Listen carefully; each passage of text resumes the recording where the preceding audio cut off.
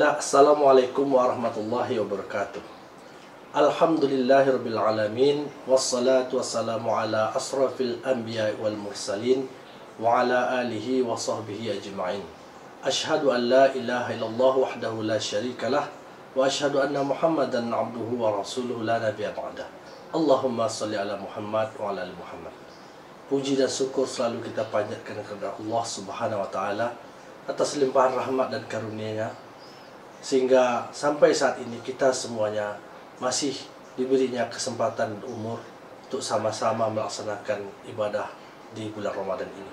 Salat dan salam tidak lupa kita panjatkan selalu, semoga tercurah untuk Nabi kita Muhammad sallallahu alaihi wasallam. Pada zaman dahulu terdapatlah seorang raja yang memerintah suatu negeri dengan adil dan bijaksana.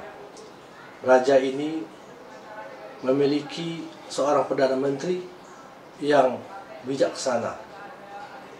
Perdana Menteri raja ini adalah Perdana Menteri yang soleh. Dan salah satu karakteristik Perdana Menteri ini adalah dia selalu mengatakan al-khair khiratullah, yang artinya yang terbaik adalah pilihan Allah, yang terbaik adalah ketetapan Allah.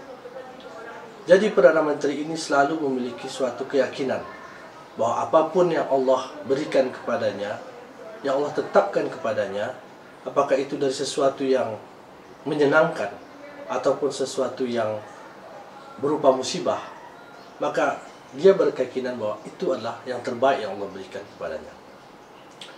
Maka Perdana Menteri ini selalu menghibur orang-orang yang mendapati musibah dengan berkata, al-khair khiratullah, yang terbaik adalah pilihan Allah. Siapapun yang mendapat masalah, mendapat musibah, baik itu misalnya anaknya yang meninggal ataupun musibah-musibah besar dalam bentuk lainnya, dia selalu mencoba untuk menghibur orang-orang yang terkena musibah ini dengan kata-kata al-khair khiratullah, meyakinkan bahwa yang terbaik itu adalah ketetapan Allah. Raja memiliki suatu kebiasaan atau suatu hobi berburu ke hutan. Pada suatu hari, raja dan Perdana Menteri serta pengawal-pengawalnya pergi berburu ke hutan. Entah bagaimana, raja secara tidak sengaja melukai tangannya dengan anak panahnya, sehingga jari tangannya putus. Raja menjadi bersedih karena jari tangannya putus. Tentunya dia tidak lagi merasa sebagai raja yang terhormat atau mungkin berkurang kewibawaannya, karena raja yang tentunya harus menjadi raja yang berwibawa, yang tidak cacat. Tetapi sekarang dia sudah menjadi raja yang cacat, sehingga raja pun bersedih. Sesampainya raja dan Perdana Menterinya di kerajaannya, sebagaimana biasanya Perdana Menteri yang baik, dia selalu berusaha untuk menghibur rajanya. Si Perdana Menteri berkata, "Wahai rajaku, jangan bersedih. Sesungguhnya apa yang ditimpakan Allah kepadamu, itulah yang terbaik untukmu." Lagi-lagi Perdana Menteri itu berkata, al-khair khiratullah, yang terbaik adalah ketetapan Allah.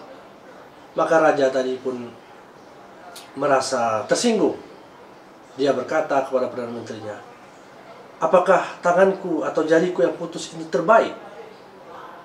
Bukankah ini musibah bagiku?" Dengan tegasnya, dengan percaya dirinya, Perdana Menteri itu berkata, "Iya wahai rajaku, sesungguhnya al-khair khiratullah, yang menjadi tetapan Allah itulah yang terbaik." Maka raja tadi pun menjadi marah dan dia memerintahkan Perdana Menteri itu untuk ditahan di ruang bawah tanah, di tahanan bawah tanah.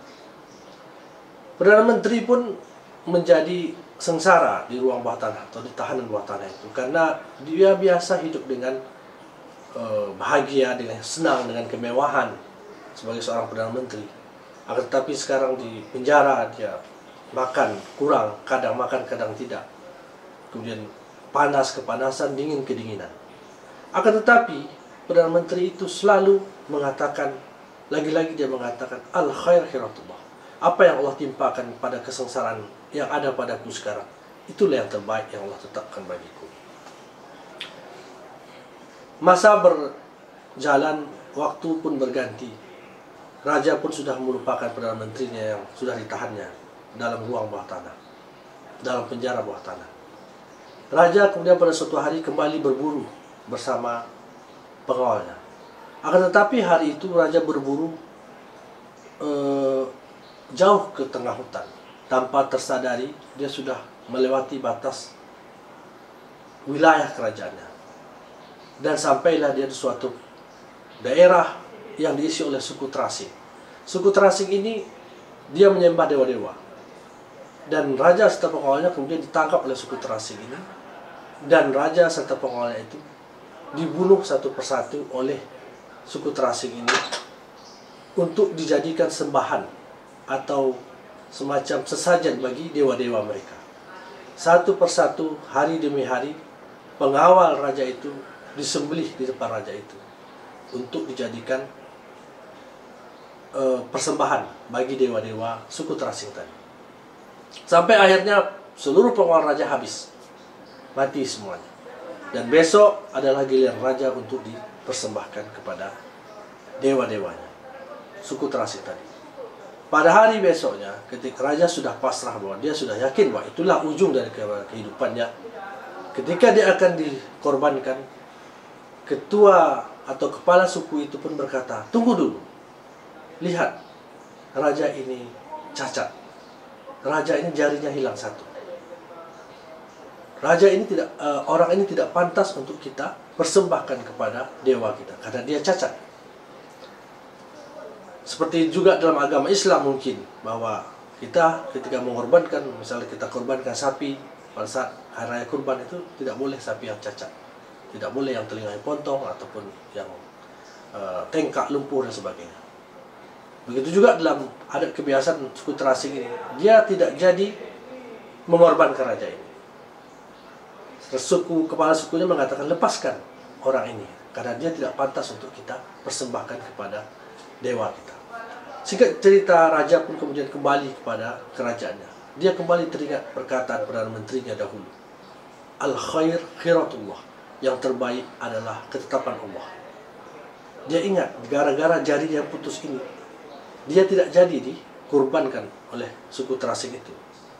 Sehingga dia pun mengerti tentang apa yang dimaksudkan oleh Perdana Menterinya itu. Maka dia segera memanggil Perdana Menterinya, kemudian dia berkata kepada Perdana Menterinya, "Benar wahai Perdana Menteri, dulu kau berkata bahwa al-khair khiratullah, yang terbaik putus jari saya ini, itulah yang terbaik sebenarnya Allah tetapkan saya. Sekarang baru saya menyadari, setelah sekian lama, ternyata jari saya yang putusnya yang menyelamatkan saya dari pembunuhan suku terasing yang menangkap saya dulu." Maka Perdana Menterinya kembali mengatakan, "Benar wahai rajaku, itulah al-khair khiratullah, yang Allah tetapkan itulah yang terbaik." Maka kemudian raja itu berbalik bertanya kepada Perdana Menterinya, "Wahai Perdana Menteri, dulu kamu selalu mengatakan al-khair khiratullah, yang terbaik adalah pilihan Allah. Kamu dulu saya tahan di ruang bawah tanah dengan segala kesengsaraan di sana. Apa kebaikan yang kamu dapatkan selama kamu di penjara? Bukankah al-khair khiratullah? Bukankah kamu merasa itu yang terbaik yang Allah berikan untuk kamu?" Maka Perdana Menterinya pun menjawab, "Benar wahai raja. Kalaulah bukan karena saya di penjara, maka pasti saya pada hari itu sudah ikut dengan raja pergi berburu. Dan saya tentu sudah ditangkap bersama raja oleh suku terasing itu. Dan tentunya saya juga sudah mati disembelih oleh suku terasing itu sebagai korban, karena saya tidak cacat. Sementara raja selamat karena raja cacat. Maka adanya saya dalam penjara itulah yang terbaik, sehingga saya terselamatkan dari kematian karena disembelih oleh suku terasing itu." Maka raja dan Perdana Menterinya pun tertawa dan mereka melanjutkan pemerintahan mereka dengan baik. Kisah ini bukanlah berasal dari hadis ataupun Al-Quran. Tidak ditemukan di satu buku hadis pun. Akan tetapi dalam cerita ini terdapat nilai-nilai murni ajaran Islam. Seorang muslim yang baik, dia harus memiliki keyakinan bahwa al-khair khiratullah. Apa yang Allah tetapkan pada dirinya itu adalah yang terbaik. Apa yang Allah tetapkan pada dirinya, baik itu berupa kesenangan, nikmat, ataupun sesuatu yang sebaliknya, musibah, kesusahan, dia harus memiliki keyakinan bahwa itu adalah yang terbaik yang sudah Allah berikan kepadanya.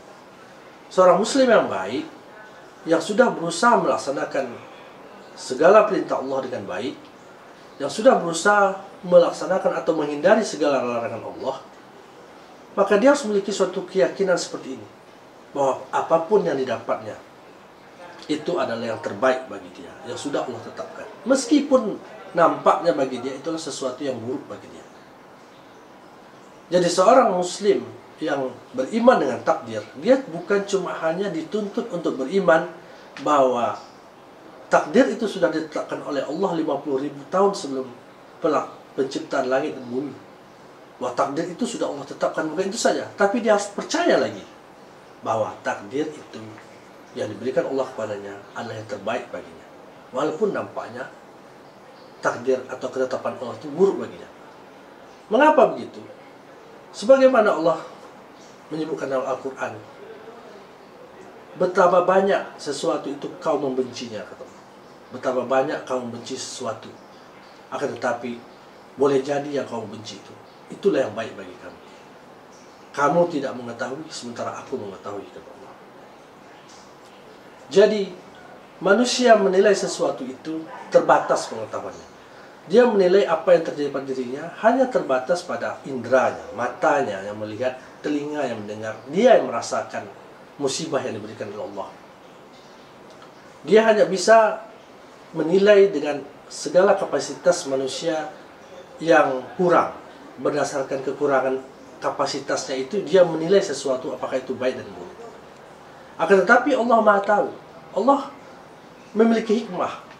Mungkin di balik keburukan atau musibah yang diberikan kepada dia, kepada manusia, ada kebaikan selanjutnya yang Allah inginkan untuk dia.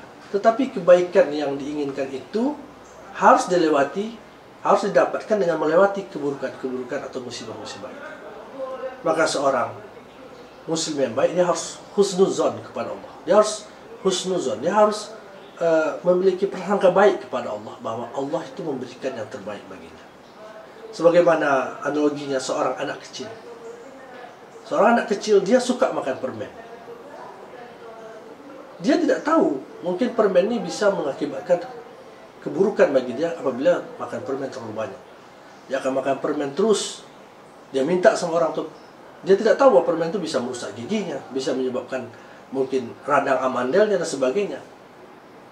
Tetapi ibunya tahu bahwa permen itu bisa mengakibatkan keburukan bagi dia. Maka anak tadi yang dia tahu bahwa ketika ibunya menahan atau tidak memberi dia permen, maka dia merasa ini buruk. Dia pun menangis, merengek-rengek. Tetapi orang tua yang baik, dia tahu bahwa itu bisa merusak atau bisa mengakibatkan keburukan, mudarat bagi anaknya. Maka permen itu tidak diberikan kepadanya, karena orang tuanya tahu, sementara anak ini tidak tahu. Begitu juga analogi dengan Allah. Allah tahu mungkin musibah yang diberinya kepada kita ada hikmah di balik itu. Maka seorang muslim yang baik lagi-lagi harus memiliki keyakinan al-khair khiratullah. Yang terbaik itu adalah pilihan Allah, itulah yang terbaik. Mungkin itu yang bisa saya sampaikan dalam video yang singkat ini. Mudah-mudahan kita bersama-sama bisa memiliki keyakinan di dalam hati kita bahwa al-khair khiratullah, yang terbaik adalah pilihan Allah. Subhanakallahumma wa bihamdika asyhadu an la ilaha illa anta astaghfiruka wa atubu ilaik. Walhamdulillahirabbil alamin. Assalamualaikum warahmatullahi wabarakatuh.